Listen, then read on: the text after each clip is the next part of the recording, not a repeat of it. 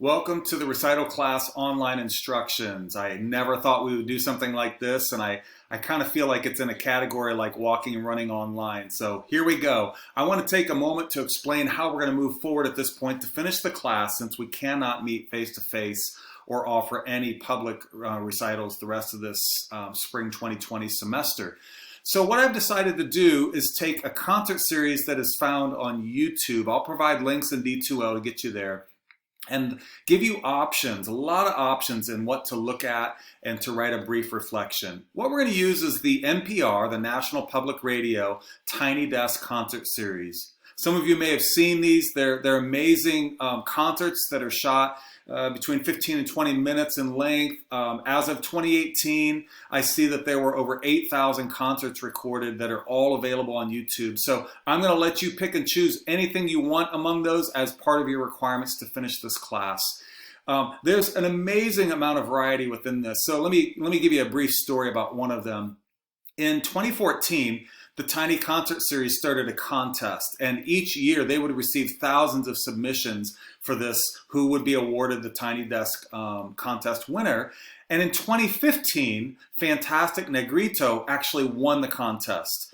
Here's the thing that's really significant about that. It launched his career from this video platform, and in 2019, Negrito won a Grammy in the blues category. So this is a really serious approach to you seeing some artists that probably you've never heard of.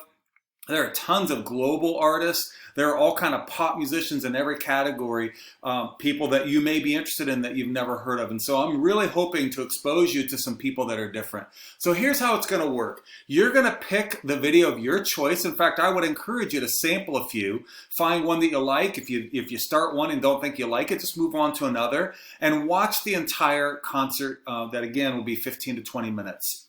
After you watch it, you're going to go to D2L under the Dropbox, and I'm going to give you just a couple very simple questions, things to reflect on. What did you observe in the concert, and to show evidence that you actually watched it. And you'll simply submit that. So it's really simple. It's going to be flexible. You can do this whenever you want before the end of the semester. And here's how the guidelines will work. If you have completed one or more concert attendance before spring break, then you have to do 2 more of these video reflections in order to get an A. So if you finished one, you do 2 more, you will receive an A in the class.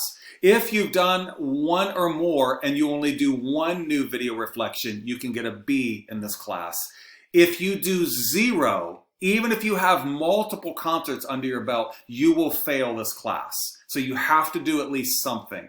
Now, for those of you who've done 0 concerts, we're going to increase that number by 1. So if you've done 0 so far, then you're going to have to do 3 video reflections to get an A, 2 to get a B, and just doing 1 still means that you fail the class.